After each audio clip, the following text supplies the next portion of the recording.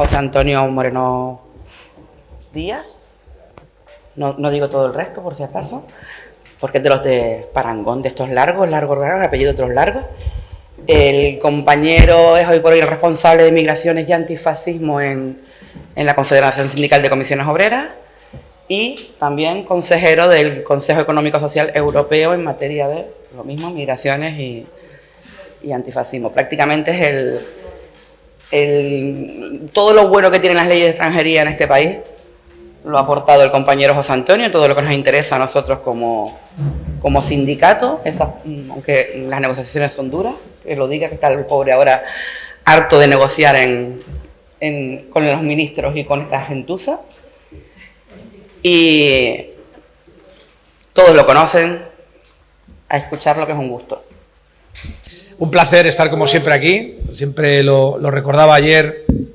Al menos es imprescindible venir a esta bendita tierra al menos una vez al año. Yo intento hacerlo más veces. Lamentablemente siempre vengo por trabajo, pero en todo caso siempre es un placer reencontrarme con ustedes y compartir experiencias y compartir reflexiones. Lamentablemente tengo muchísima prisa porque tengo que salir corriendo, tengo el avión a las 12, porque tenía otros compromisos esta noche, tenía entradas para un concierto sacadas hace año y medio, y entonces tengo que llegar a Madrid porque no me voy a quedar sin ver el concierto después del año y medio que llevo esperando. Se lo digo sinceramente, podría decirles que tengo una reunión importante, no es el caso. Entonces, no voy a mentir a compañeros y a compañeras, la realidad es esa, tengo que llegar a Madrid con el tiempo suficiente para llegar a casa, cambiarme, ponerme de concierto y ya coger el fin de semana con ímpetu. Agradecer nuevamente que hayan querido contar con mi opinión y lo que voy a hacer esta vez es trasladarles, decía Eduardo Galeano, que cuando teníamos las respuestas nos cambiaron las preguntas, ¿no? Quizá ese es un poco el desafío que tiene la izquierda social y política y desde luego la izquierda sindical, que somos las mujeres y los hombres de comisiones obreras a día de hoy. Y por lo tanto lo que voy a hacer es trasladarles una serie de reflexiones. En principio iba a ser hablar sobre la situación de la extrema derecha en Europa, pero si queremos hablar de la situación de la extrema derecha en Europa, también abordaré el caso español. Es inseparable de hablar de la realidad migratoria y del enfoque que se hace de la realidad migratoria, que es mi gran tema de trabajo desde que empecé a ejercer como abogado en el año 1991. Voy a mirar el tiempo para saber exactamente qué tiempo tengo, porque mi intención es terminar en torno a las 10. Buenos días, don Agustín. Bien.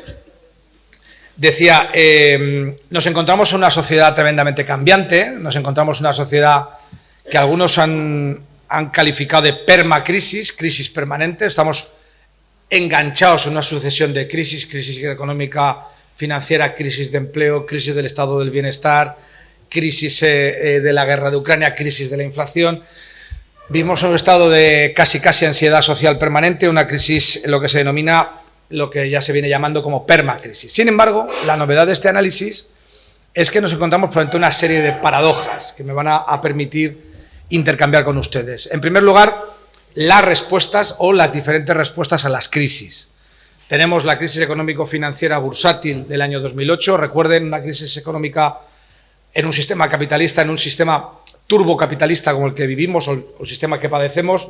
La crisis se origina en una crisis especulativa en el mercado financiero bursátil y en un sistema capitalista se transforma automáticamente en una crisis económica global que genera automáticamente una crisis de empleo. Lógico. En el sistema capitalista las crisis la pagan los más débiles, en este caso en un sistema capitalista la pagan los trabajadores.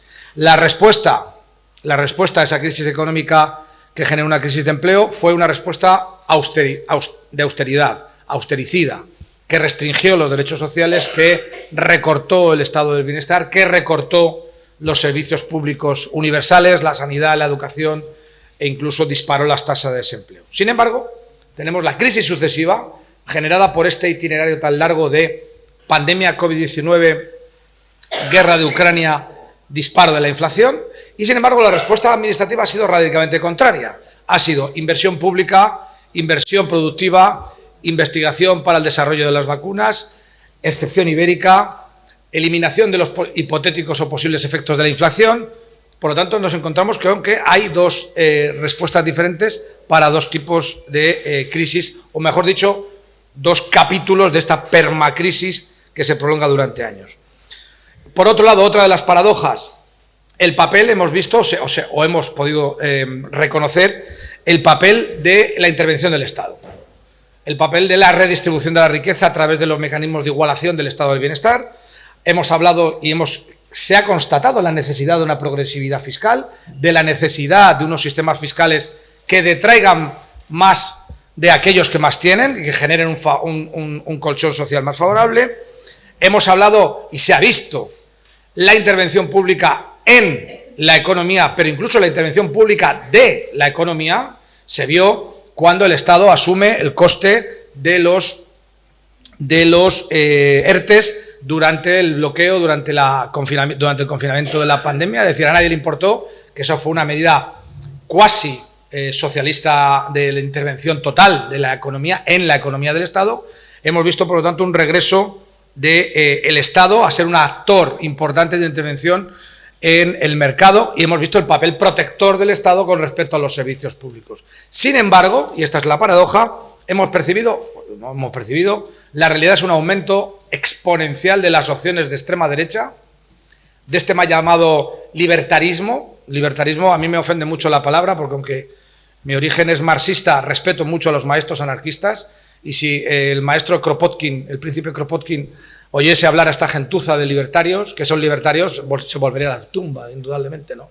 No son libertarios, son hiper ultra individualistas y son turbocapitalistas avanzados. Es mentira que sean libertarios. El libertarismo, por lo menos en mi cultura, es otra cosa. Pero sí es verdad que, pese a la reivindicación de la intervención pública de la economía, pese a la reivindicación de la progresividad fiscal, porque hemos visto realmente los efectos. No hubiese sido posible el desarrollo de una vacuna contra la COVID sin una potente inversión pública financiera para en escasamente 3 meses obtener una vacuna. Fíjese si hubiese hecho el mismo esfuerzo con respecto a otras vacunas que asolan el tercer mundo, ¿no? El ébola, por ejemplo, posiblemente tendríamos los mismos resultados. No es el caso, si se ha dado con la COVID. Y sin embargo ha habido un factor exponencial de crecimiento de la extrema derecha que se arroga otros planteamientos absolutamente individualistas, incluso de disolución del Estado, disolución del papel de los servicios públicos como reequilibradores de las desigualdades sociales y, desde luego, absolutamente en contra de la progresividad fiscal, no ya de la progresividad fiscal, sino de la propia fiscalidad que sostiene un estado del bienestar. Y la tercera paradoja que me gustaría mencionarle esta mañana es lo que yo denomino el inmigrante de Schrödinger, ¿no? Ya saben ustedes la paradoja de Schrödinger, el famoso gato metido en una caja, que está metido en una caja opaca y se le mete gas, un gas tóxico. Entonces la paradoja es que no sabemos si el gato está vivo o muerto, o incluso puede estar vivo y muerto al mismo tiempo, porque claro, no sabemos si el gas ha hecho efecto. Esa es lo que se llama la paradoja de Schrödinger. Yo me atrevo a traer la paradoja al inmigrante de Schrödinger. ¿Qué es el inmigrante de Schrödinger? Dice la extrema derecha: los inmigrantes vienen a quitarnos los puestos de trabajo, compiten deslealmente con nosotros en el mercado de trabajo, y al mismo tiempo la misma derecha dice... La misma extrema derecha, ya no sé distinguir, perdónenme, ya no sé distinguir entre la extrema derecha y la ultraderecha. No sé si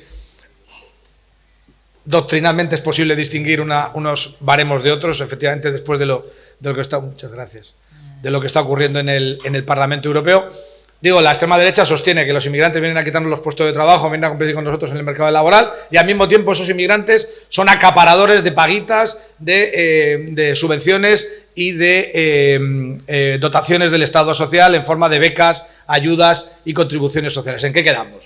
O sea, o nos quitan los trabajos o nos quitan las pagas, pero no nos pueden quitar las dos cosas a la vez, porque entonces esto no tiene ningún sentido. Es lo que yo me atrevo a llamar el inmigrante de Schrödinger. Conclusión. Estamos sometidos a este estrés vital, a esta ansiedad de crisis muy rápidas, crisis sucesivas, que están generando mutaciones y cambios sociales, económicos y políticos. Se está generando una sensación de inseguridad.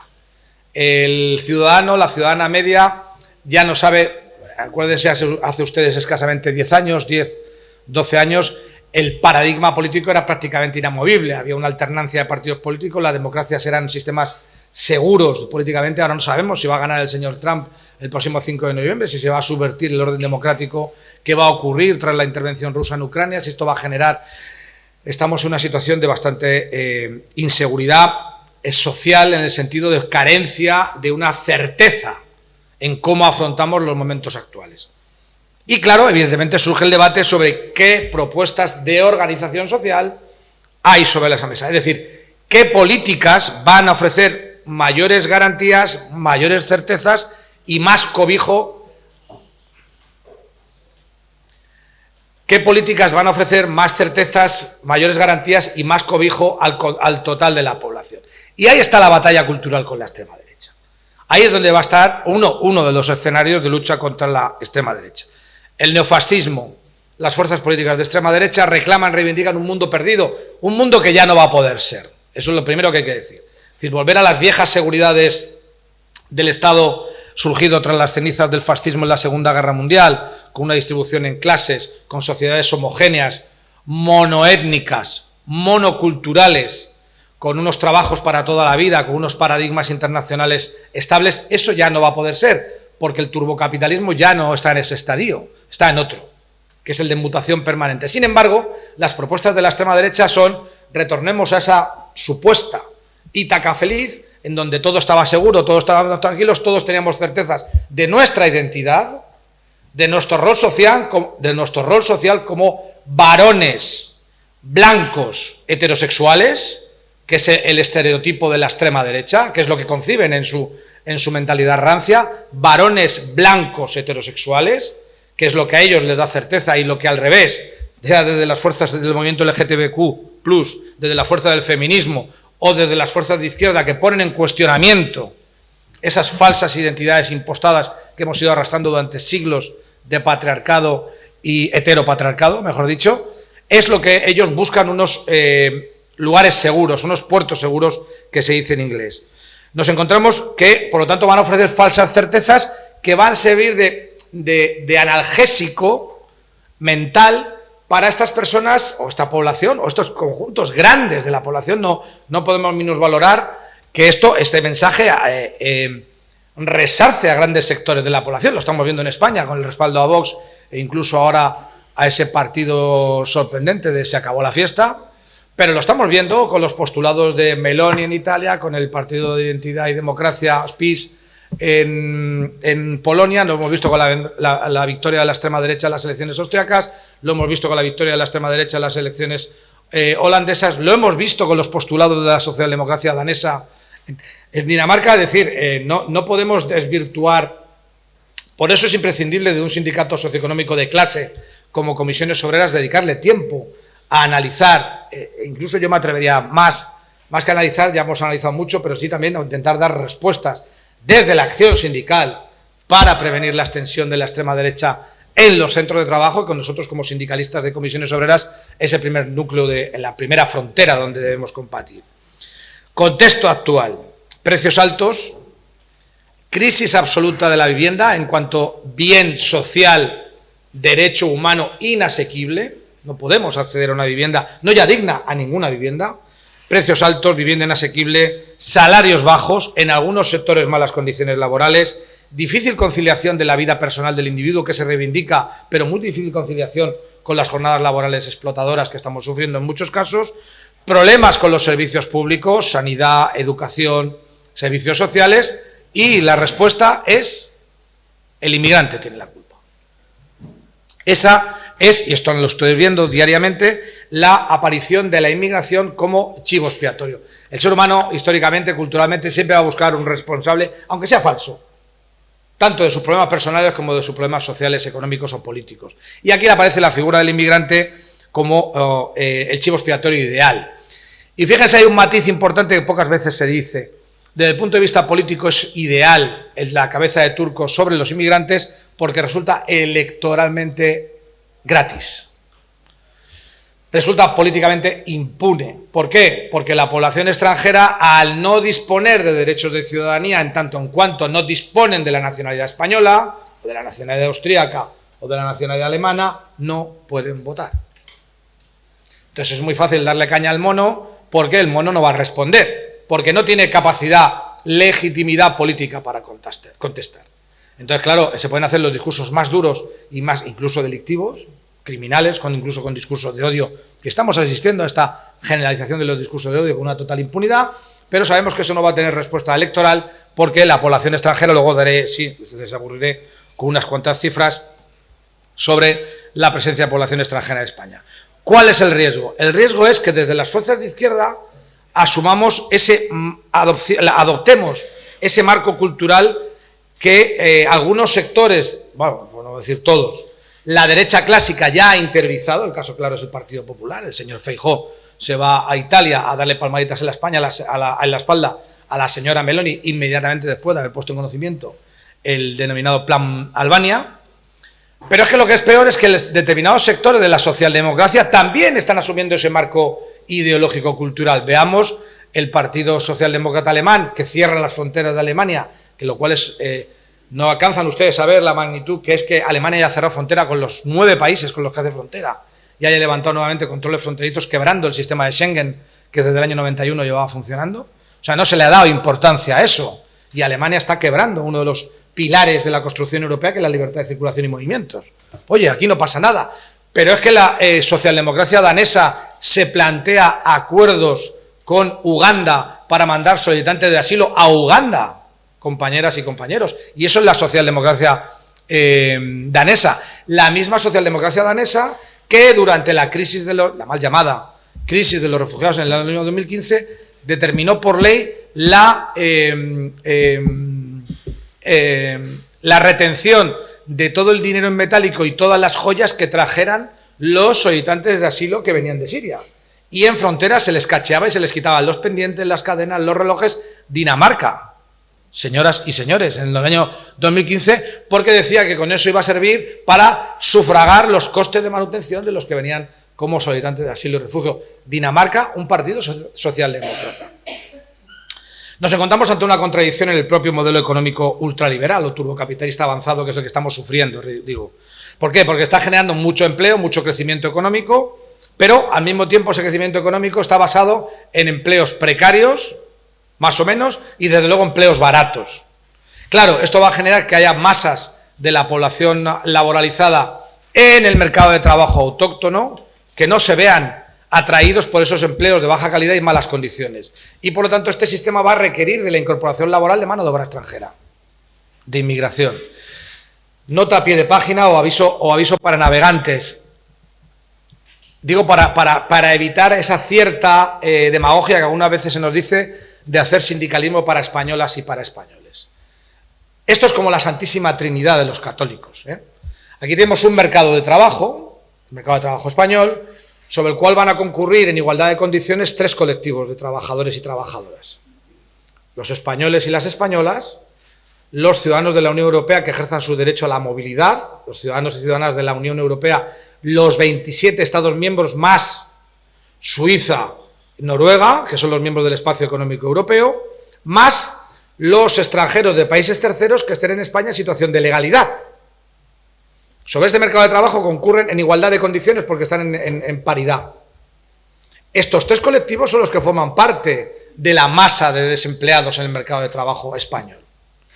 Por lo tanto, la existencia de sectores laborales con ocupaciones concretas que no sean atractivos para estos 3 colectivos de trabajadores y trabajadoras que están en situación de desempleo, ese es el verdadero motivo que sindicalmente tenemos que poner el acento. ¿Por qué digo esto? Porque en la mesa de negociación, posiblemente ustedes, pero yo desde luego, estamos hartas de oír que la patronal siempre viene exigiendo mayor traída de trabajadores y trabajadoras extranjeras porque hay carencias en el mercado de trabajo español.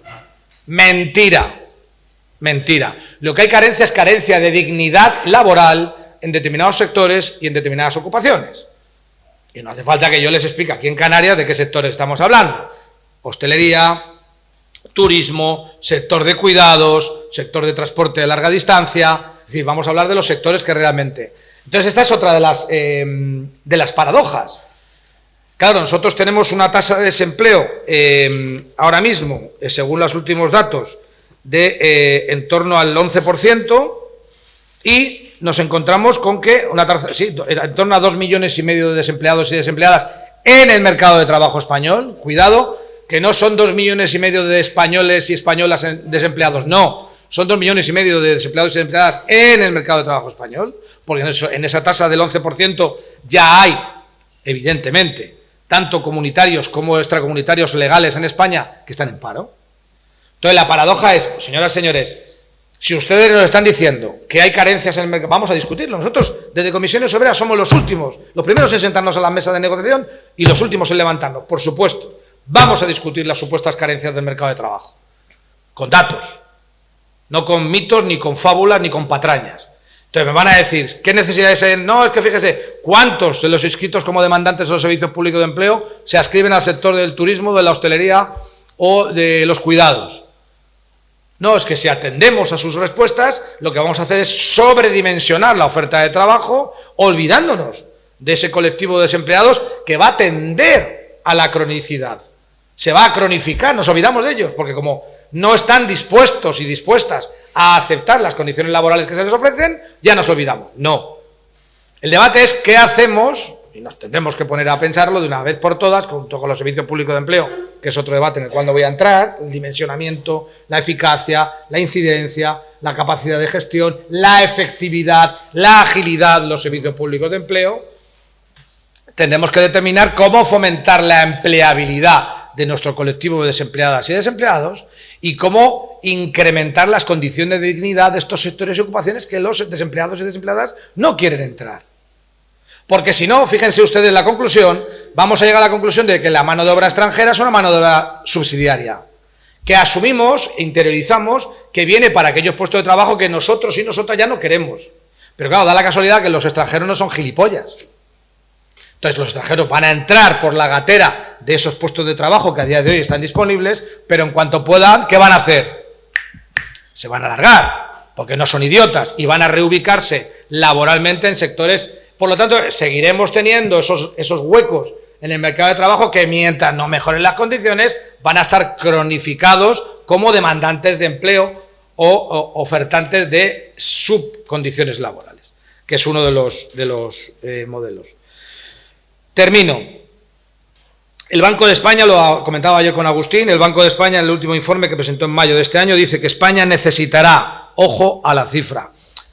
En fin, esto es un ejemplo, yo tampoco soy no confío demasiado en el Banco de España, por ser la institución que es y representar los intereses que representa, pero incluso estos sectores dicen, España necesitará hasta el año 2053 la incorporación de, ojo la cifra, 24 millones de inmigrantes.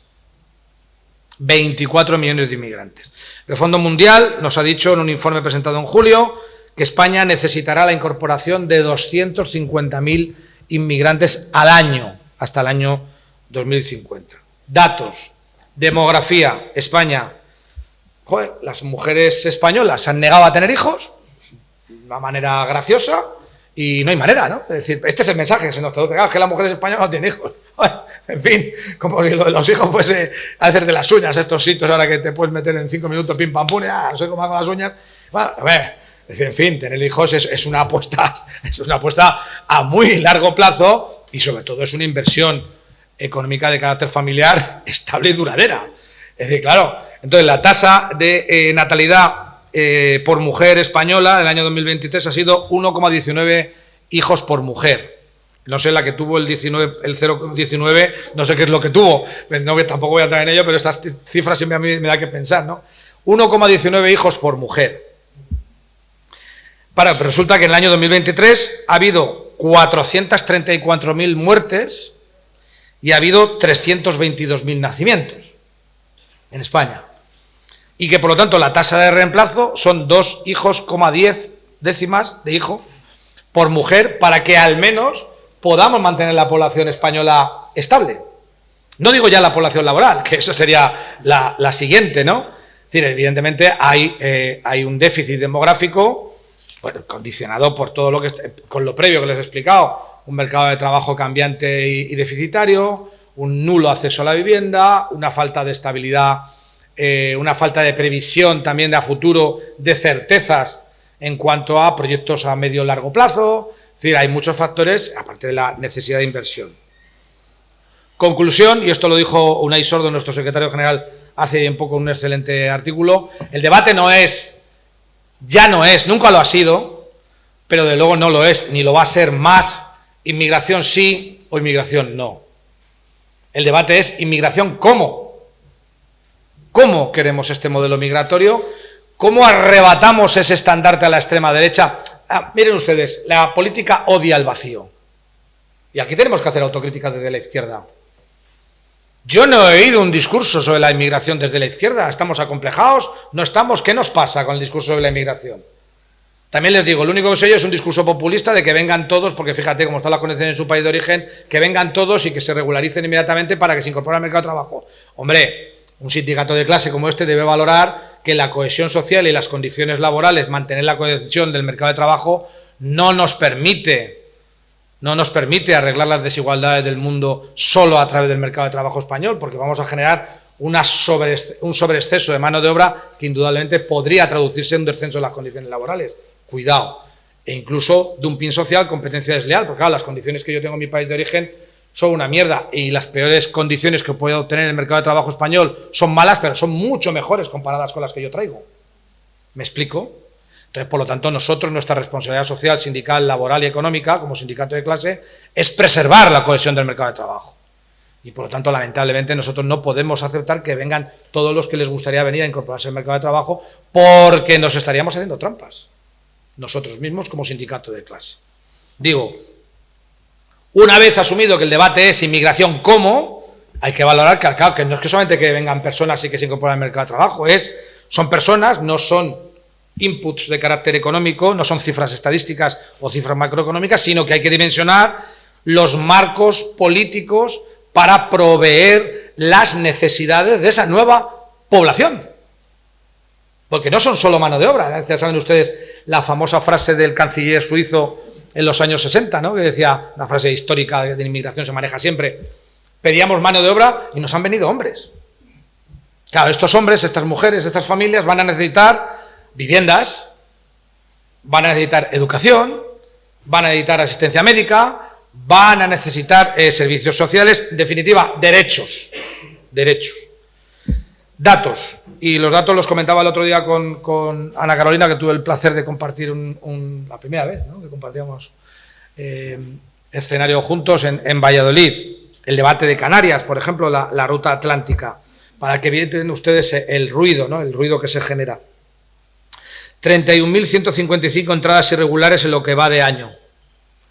31.155 personas han entrado irregularmente en territorio canario en lo que va de año. Esto supone el 0,06% de la población de España, 0,06% de la población. Evidentemente, el ecosistema humano de Canarias es vulnerable y es limitado. Es decir, pero digo cifras que pueden contestar esta supuesta alarma, porque esta alarma, como decía el otro día Ana, es una alarma que lleva siendo permanente desde el año 2006 en Canarias. Otra cosa que se ponga el foco. La política es como los escenarios de los teatros. Todos los que han estado en un teatro manejan criterios de escenografía, saben que en función de qué focos se utilicen, con qué color o desde qué lado, la escena cambia. En política es igual. Si en un momento determinado interesa poner el foco en Canarias, interesa poner el foco en Canarias sobre la inmigración clandestina, interesa poner el foco, pero esto lleva pasando. Yo he estado aquí haciendo cursos de formación con ustedes desde los tiempos en que casi, desde Fuerteventura se podía cruzar al Sáhara o a Mauritania saltando de cayuco en cayuco, en 2006. Es decir, que esto es una permacrisis también, es decir, que esto lamentablemente, geográficamente, o afortunadamente, geográficamente Canarias está donde está y es una vía de acceso normal para vías de inmigración clandestina. Es que claro, es así, como Ceuta y Melilla, claro, es que no podemos cambiar la geografía, ¿no? En fin. Bueno, decía, 31.155 entradas, el 0,06%, que serían el 5,6% del total de entradas de extranjeros que ha habido en España en este año. Pues claro, nos parece mucho, pero claro, la gran masa de población extranjera que llega a España llega por vía aérea y llega muy fundamentalmente de países latinoamericanos. Hagan ustedes un cálculo, Barajas, el aeropuerto Barajas-Madrid, une diariamente todas las capitales latinoamericanas, al menos con 3 vuelos. 3 vuelos. Iberia, Air Europa y la compañía de bandera del país de origen. Cada vuelo son unas 200 personas. Todos los países latinoamericanos no tienen exigencia de visado, porque a nuestros países latinoamericanos, en cuanto a comunidad cultural histórica, no les exigimos tener visado. Entran libremente como turistas. Se hace un muestreo aleatorio para comprobar si vienes con dinero, reserva turística, hotel, medios económicos, billete de vuelta cerrado, pero se hace un muestreo. Es decir, miremos donde hay que mirar, ¿no? Porque como dice el proverbio, ¿no?, cuando algunos señalan al cielo, los tontos miran el dedo. Claro, pasa que nadie quiere decir, la señora Ayuso tiene claro ¿Cuál es su modelo migratorio? Su modelo migratorio es latinoamericano católico. Latinoamericano católico. La señora Ayuso no habla mal de la inmigración, fíjense ustedes, pero ella tiene muy claro que ella no quiere menas, como dicen ellos, que generalmente son niños y niñas africanas o africanos, y lo que tiene claro es que ella está fomentando una inmigración de alta calidad, el pequeño Miami, el barrio Salamanca en Madrid, pero ella quiere además un segmento socialmente extremadamente conservador, extremadamente conservador. El LGTBQ, los derechos de los reproductivos de la mujer, e ideológicamente es un segmento muy claro. Ellos tienen claro su modelo. No lo dicen, no son capaces de decir, no, nosotros lo que queremos es que venga gente latinoamericana, católica, que es lo que viene, pero ellos tienen muy claro su modelo. En España, a día de hoy, para que también más cifras, tenemos aproximadamente 7 millones de extranjeros, 6.600.000 extranjeros y extranjeras viven en España. Recuerden que nuestra población son 48.800.000. Viven 6.600.000. Esto supone que el 13,5% de la población española, mejor dicho, de la población que vive en España es extranjera. Y las cifras nuevamente nos van a dar una sorpresa. Porque claro, de estos 6 millones, algo más de 6 millones, solo 3 millones son extranjeros no comunitarios. Solo 3 millones. Por lo tanto, nos encontramos con que tenemos 3.600.000 que son de la Unión Europea, fundamentalmente italianos y británicos, muy fundamentalmente en el ranking.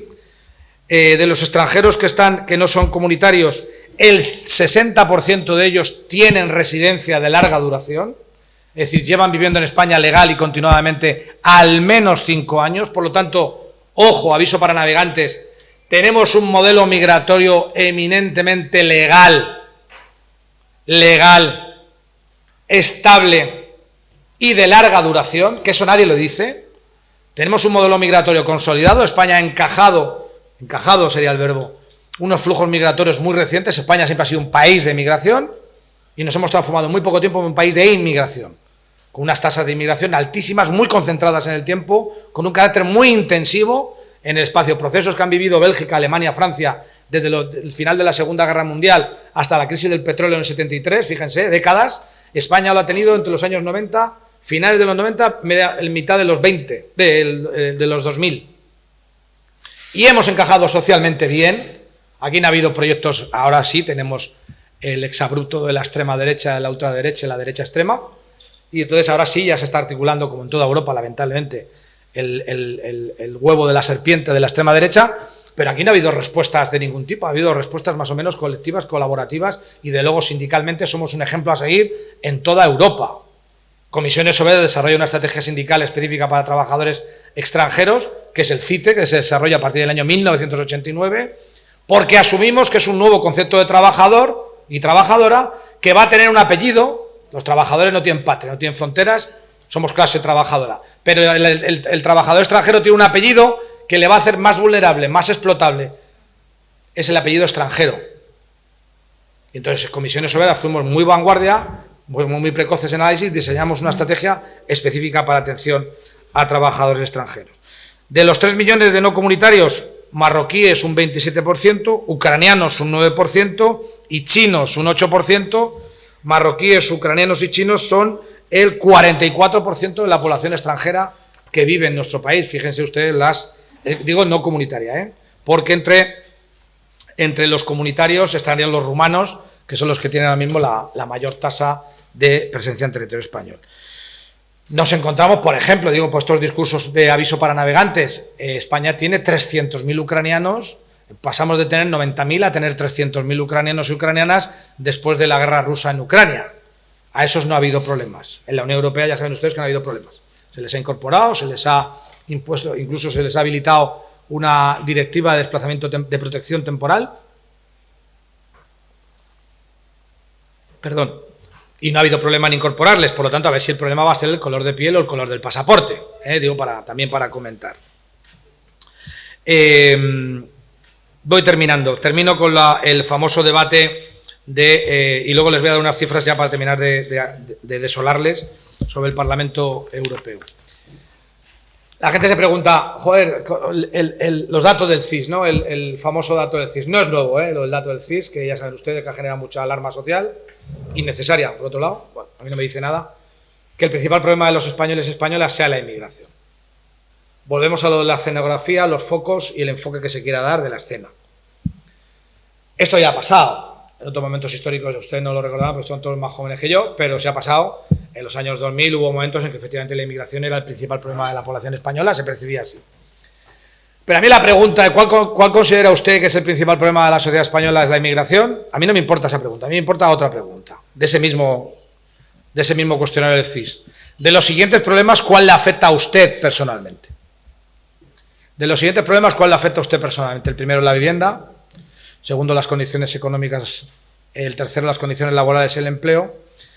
El cuarto, los servicios públicos, sanidad y educación. Y el quinto, la inmigración. Oiga, pero no me acaba de decir usted que la inmigración... Ya, pero es que a mí me han dicho. No, es que yo creo, o es que yo entiendo que la inmigración es un problema. Esto es lo que se llama en doctrina de las migraciones de hace mucho tiempo. Esto no es nada nuevo. El abismo entre realidad y percepción. La realidad es, la inmigración es un factor normal, implícito al propio desarrollo humano desde que nacimos en África hace lo que sea de años, ¿no? El ser humano es un animal tremendamente adaptativo que le permite desplazarse, salir de su entorno y buscar mejores condiciones de desarrollo. Por eso salimos de África y colonizamos el mundo. Y somos capaces de vivir en el Ártico y vivir en los desiertos, de volar a la Luna y bajar a minas a 5.000 metros bajo el nivel del suelo. Somos un animal muy adaptativo, por lo tanto las migraciones es casi consustancial a nuestra capacidad de adaptación. Las migraciones sociolaborales han ido aparejadas al hecho humano desde el origen de nuestra existencia. Llamémoslo colonización o llamémoslo migraciones. Hemos estado saliendo siempre a buscar mejores condiciones. En las sociedades turbocapitalistas postindustriales, como quieran llamarlas, no se entienden sin el aporte de la población migrante. Por lo tanto, la inmigración es un factor de normalidad. Pero no es que sea un factor de normalidad, que yo ya me quedaría con que es normal que la gente venga, igual que nosotros salimos o seguimos saliendo. La cuestión es que es un factor claramente positivo, de factores culturales, que a mí también hay que mencionarlo, de enriquecimiento, que aburrimiento, si siguiésemos viviendo en el pueblo, casándonos con nuestras primas y nuestros hermanos, y siguiésemos siempre... coñazos, que seríamos siempre los mismos. Aquí las sociedades, y especialmente la cultura española, que yo reivindico, es una cultura de mestizaje y de mezcla durante siglos, ¿no? Por lo tanto, es un factor cultural, pero además, evidentemente, ya lo sabemos, hay factores económicos, factores laborales, factores demográficos que hacen que la inmigración sea positiva. Siempre hay estadística de la OCDE, del CIS, sobre la balanza entre aportaciones al Estado social de la población migrante y las prestaciones que reciben del Estado social son mayoritariamente beneficiosas para el modelo español. Termino con datos malos. Este es el plano del Parlamento Europeo según ha terminado después de las elecciones que hemos tenido. 720 diputados y diputadas, de las cuales el Partido Popular Europeo es el más grande, 188, y le va a seguir el Partido Socialista y Demócrata, 136. El problema es que ahora antes teníamos 2 grupos de extrema derecha y 3. Eso también es verdad, eso está muy bien, que entre ellos no se pongan de acuerdo. Olvídense ustedes de pensar que a nivel internacional la extrema derecha es homogénea. O sea, no tiene nada que ver Orbán en Hungría con Meloni. No tiene absolutamente nada que ver Vox con el Partido de la Libertad de Holanda, en planteamientos, en posiciones sobre la homosexualidad LGTBQ, sobre la situación y las relaciones con Rusia, sobre los derechos reproductivos de las mujeres. O sea, dentro de un magma ideológico que se puede ubicar en la extrema derecha, las posiciones de los diferentes partidos de extrema derecha son muy cambiantes respecto a posicionarse en núcleos reaccionarios con un eje común, que es discurso contra la inmigración y contra lo que ellos denominan el discurso progre. Poco más van a tener en común. De hecho, ahora ya se han dividido en 3 grupos. Tenemos el grupo de los conservadores y reformistas europeos, que tiene 78 diputados, donde está el Partido de Identidad y Democracia polaco, y donde están los Hermanos de Italia. Los Hermanos de Italia son los herederos del movimiento social italiano, es decir, es realmente un partido neofascista. Sus raíces, sus orígenes, su cultura emana directamente del fascismo italiano tradicional. La señora Meloni, incluso la llama del símbolo de Fratelli d'Italia, la llama que tenía el movimiento social italiano, es decir, que es claramente un partido fascista. En los conservadores y reformistas europeos es donde está Meloni y los polacos. Ya saben ustedes que los polacos, que perdieron las elecciones hace escasamente un año, es un partido muy de extrema derecha, que sobre todo ha castigado a las mujeres en Polonia y a los inmigrantes. Luego tenemos dos grupos nuevos, desapareció Identidad y Democracia y se ha creado un grupo nuevo que se llama Patriotas por Europa, que estos nombres no son muy originales, los nombres nunca lo han sido, es decir, están ahí focalizados en lo suyo. Patriotas por Europa son 84 diputados, es el más grande de los tres de extrema derecha, y esta Reagrupación Nacional Francesa, está el Fidesz del señor Orbán, está la Liga del señor Salvini, está el Partido Popular Austríaco, que es la extrema derecha austríaca, que ahora mismo ha ganado las elecciones, está Vox, está Chega, el partido de extrema derecha portugués, y está el Vlaams Belang, que es el partido de extrema derecha belga flamenco. O sea, este es el grupo más significativo. Y luego está el último que se ha creado, que en la Europa de las naciones soberanas, otra vez volvemos con el rollo, unos son patriotas, otros son soberanos. Me recuerda un chiste que hacía mi padre hace mucho tiempo, ya, si tengo tiempo luego se lo cuento. En este grupo, que son 25 diputados, de donde está Alternativa por Alemania, que como asumieron postulados de reivindicación de determinada memoria nazi, a muchos partidos se fueron de su lado y se han quedado ahora mismo solo con el grupo Reconquista francés, que es el del Semur, que es más duro incluso de la señora Le Pen, y se han quedado ellos solos. Moraleja, después de todo este rollo. La extrema derecha tiene 187 diputados en el Parlamento Europeo. Esto supone el 26%. Más de una cuarta parte de los diputados y diputadas son de extrema derecha. Sí, como suele ser habitual, y aquí está Elvira, que conoce mucho mejor ese territorio que yo, se les juntan generalmente los no adscritos, que son pequeños partidos, el partido de los motoristas suecos. Hay un partido de motoristas suecos que son ángeles del infierno.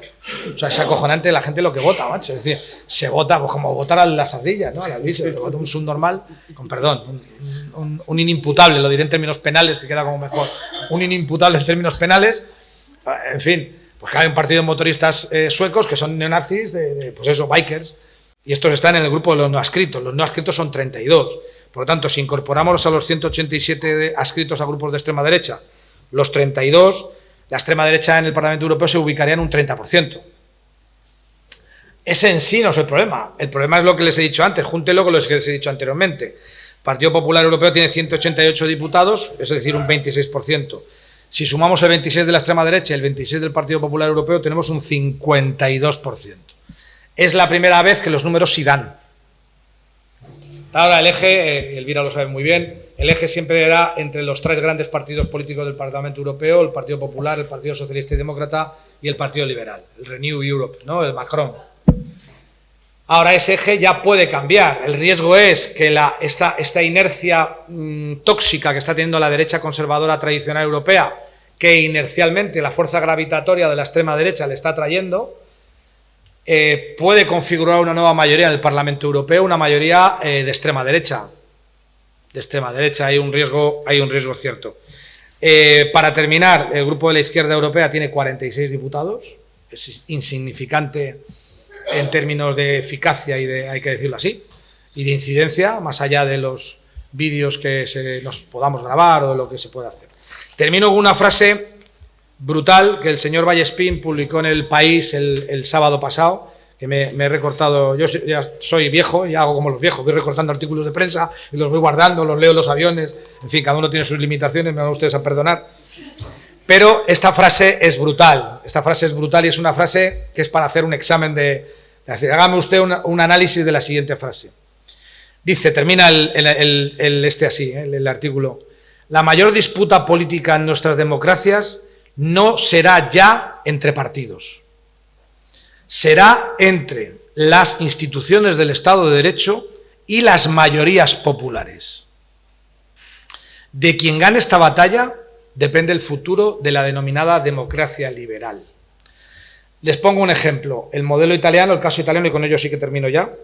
El caso italiano es un caso claro, debe haber una Yo estuve en Italia la semana pasada, ya no sé ni cuándo estoy, porque esta semana ya he estado en 2 sitios, en fin. La semana pasada estuve en Italia en una visita de una misión de observación de los derechos humanos y nos entrevistamos con la sociedad civil, sindicatos, poder judicial y luego terminamos una entrevista grande, dura, con el gobierno de la señora Meloni. Y me llamó muchísimo la atención que, claro, con el plan Albania, yo como español y como especialista en inmigración estaba preocupado en el desarrollo de este plan Albania. La sociedad civil estaba muy tranquila. No, a nosotros no nos preocupa porque el Poder Judicial le va a parar. Nota a pie de página. Ya me gustaría a mí estar tan seguro en España sobre la eficacia del Poder Judicial español en la defensa de los derechos humanos. Cierro acotamiento y bórrenlo inmediatamente para que no digan que yo lo he dicho yo. Ya me gustaría a mí tener esa seguridad de que el Poder Judicial español va a defender los derechos humanos de una manera palmaria, implacable y contundente. Y efectivamente, el plan Albania se puso en marcha el día que yo llegué a Roma, el miércoles, y el viernes tuvimos la buena noticia de que un juez de Roma había dicho que no se puede vulnerar los derechos humanos en función. Yo hice un tuit que me quedó muy chulo, para una vez que hago un tuit interesante, contra el derecho del Estado, el Estado de Derecho. Que quedó muy bien, es decir, contra el derecho del Estado, la señora Meloni se inventa una cláusula que vulnera derechos fundamentales, el Estado de Derecho. Y los jueces son primera línea en la defensa de los derechos humanos, las libertades fundamentales y los valores que han construido este modelo que denominamos Unión Europea. Pero lo que le dice la frase de Vallespín es mucho más peligroso. La disputa será entre las instituciones del Estado de Derecho y las mayorías populares. ¿Por qué? Porque la extrema derecha nos lleva a un choque de legitimidades. Oiga, es que yo tengo el respaldo de las urnas, que a mí me han votado muchos millones de italianos. Y usted, Poder Judicial, no me tiene a mí por qué decir, porque yo tengo el respaldo de los millones de italianos. ¿Qué es lo que hace el señor Orbán en Hungría? Mi legitimidad es directa, oiga, que yo la obtengo de las urnas, que a mí me votan. ¿Y ustedes quiénes son?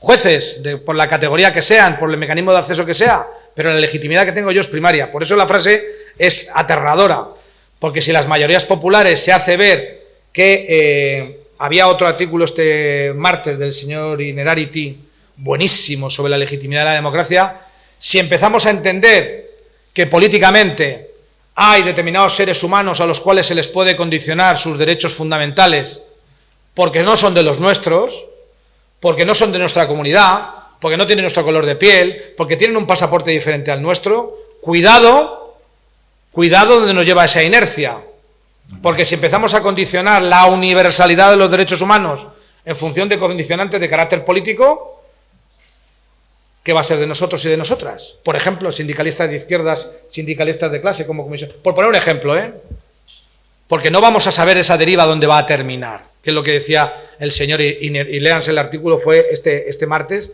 en la tribuna del País, el señor Inerarity hizo un artículo brillantísimo sobre la legitimidad de las democracias occidentales realmente, y con ello así concluyo, ¿realmente nos creemos los derechos humanos? ¿Tenemos interiorizado que los derechos humanos son universales? ¿O estamos asumiendo que son condicionales en función de quién sea el sujeto titular que pueda disfrutar de esos derechos humanos? Hala, les dejo con esa reflexión y les agradezco su atención, como siempre. Muchas gracias.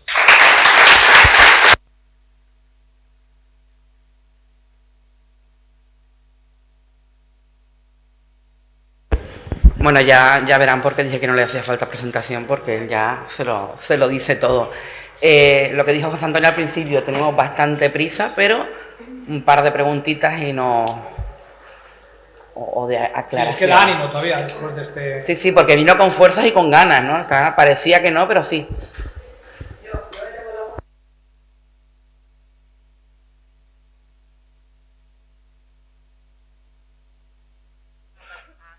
También es verdad. Me estoy quedando sin voz. A ver, yo evidentemente no podemos estar en desacuerdo con lo que has planteado, pero sí quería dejar una reflexión porque creo, como sindicato sociopolítico que somos, sí que podemos incidir en esta parte. Para las personas migrantes, la ley de extranjería no funciona. Eso es una realidad que para la inserción, para la inclusión no es efectiva, dado que hasta los 3 años al menos no podemos vincularlos al empleo.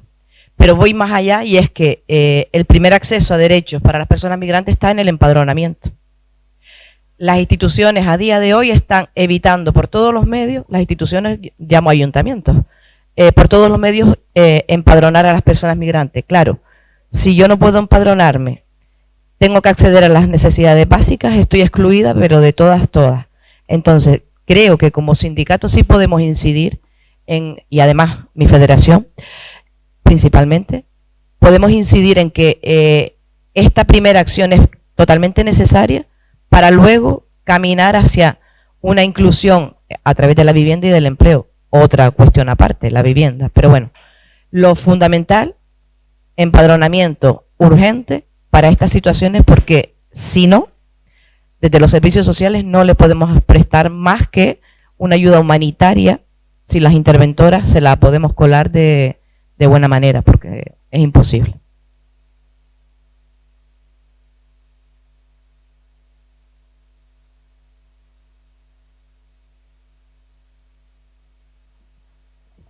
Bueno, pues muchas gracias, José Antonio, como siempre. Muy interesante escucharte. Vamos a ver, has planteado una foto del Parlamento Europeo que es real, pero que da miedo, desde luego es aterrador. Y es una pena porque en otra foto, con otra coyuntura política en el Parlamento Europeo, y yo recuerdo en el año 2015 con la crisis de Siria, los incumplimientos reiterados de acogida, los porcentajes que nos tocó. De hecho, España fue uno de los que incumplió. Yo creo que casi nadie incumplió. ¿A dónde voy? Voy a que a veces también, estando gobernando, entre comillas, la socialdemocracia, dentro del foro de la izquierda, podríamos decir, incumplen aquellos acuerdos de acogida o el pacto de Estado, de inmigración, determinadas cuestiones que decimos, no aprovechamos la oportunidad cuando estamos gobernando. Bueno, eso lo veo yo desde un poco mi desconocimiento general, que ya tú me corregirás. Y yo creo que desde Comisiones Obreras, pues la alternativa, tú lo has dicho, y es el discurso que tenemos que llegar a los centros de trabajo, sencillo, en el sentido de que la inmigración es una oportunidad necesaria para el desarrollo económico y social de nuestra tierra. De hecho, y sobre todo en sectores que no quiere la población canaria, como son los cuidados. La realidad, y el gobierno canario es consciente de ello, es que los cuidados de nuestros mayores están en manos de la inmigración irregular, mayoritariamente mujeres, prácticamente en un 100%. Eso es una realidad y ahí está. Y luego, ¿qué te parece o qué opinión tiene de la ILP, de esa regularización de esas 500.000 inmigrantes? Que bueno, que eso es un hecho, porque está aprobado, ya pasó el trámite, se aprobó en el Parlamento, pero yo no escucho que se sigan pasos, o sea que yo veo que muy flojito el gobierno a la hora de tomar acciones. Y bueno, pues nada, me callo, pero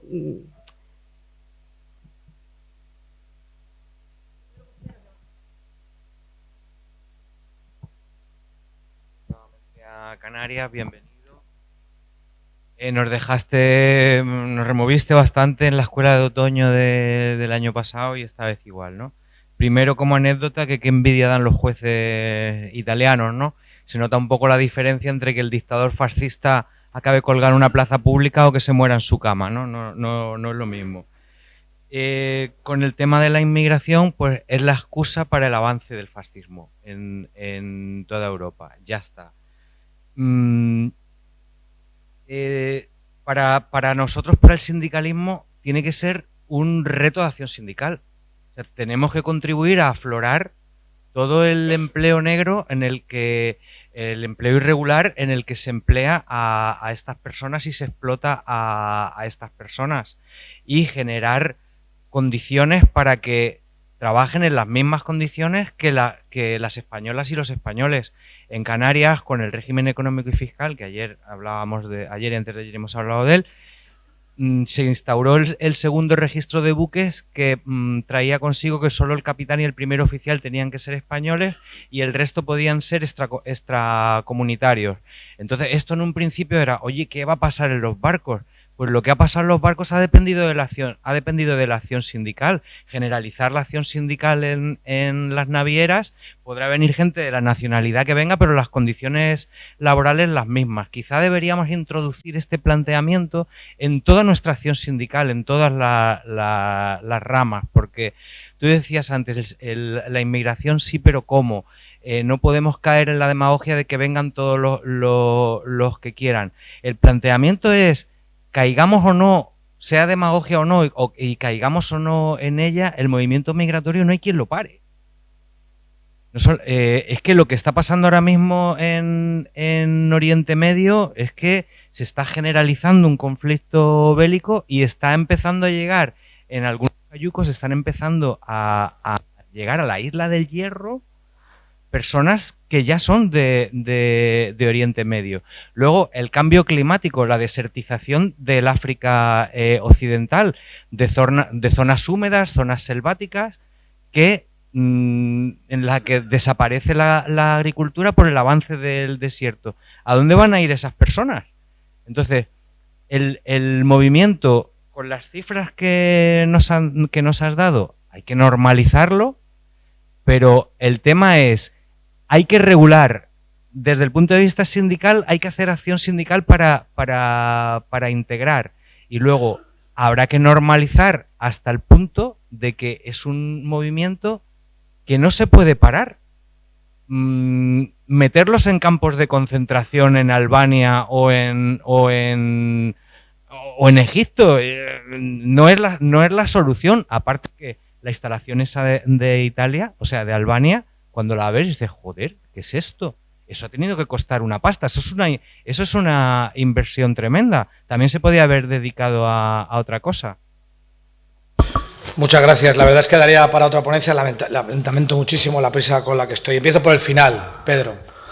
Es decir, Comisiones Obreras fuimos vanguardia en el tema del abordaje sindical de la inmigración. Repito, desarrollamos año 1989, Comisión Obrera Nacional de Cataluña, la estrategia CITE, Centro de Información al Trabajador Extranjero, para atender un nuevo escenario laboral con un colectivo de trabajadores y trabajadoras más vulnerable, más explotable. Año 89. Año 2024, seguimos con el eterno retorno, que diría Nietzsche, ¿no? Es decir, y me atrevería a hacer esta crítica, está aquí delante Agustín, que ya tuvimos ocasión de hablar mucho y tendido antes del verano precisamente sobre esto. Jodín, tenemos que interiorizar el tema del abordaje de la población extranjera dentro de la estructura sindical, no en términos de representatividad o no, en términos de servicios. O sea, el trabajador extranjero, por ejemplo, para poder trabajar o poder mantener su actividad laboral, necesita renovar el permiso de trabajo.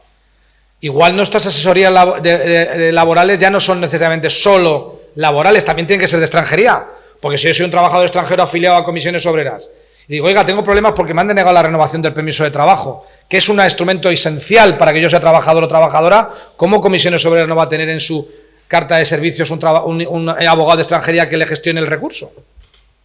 Es decir, nos tenemos que creer ese discurso, porque si está muy bien que tengamos una actividad, hemos estado, ahora ya engancho con la primera pregunta, es importante no confundir la ley y el reglamento con el desarrollo o la utilización de las mismas, con la gestión. O sea, el marco jurídico legal en España es el más avanzado de la Unión Europea, con diferencia, mucha diferencia, es el mejor. Otra cosa son las deficiencias en la gestión, y volvemos quizá al modelo también de Comisiones Obreras, porque la Administración no se ha creído la gestión de la inmigración. Comisiones Obreras tenemos un bagaje, una experiencia, un acervo en trabajo con la inmigración, sí, pero no nos lo hemos creído.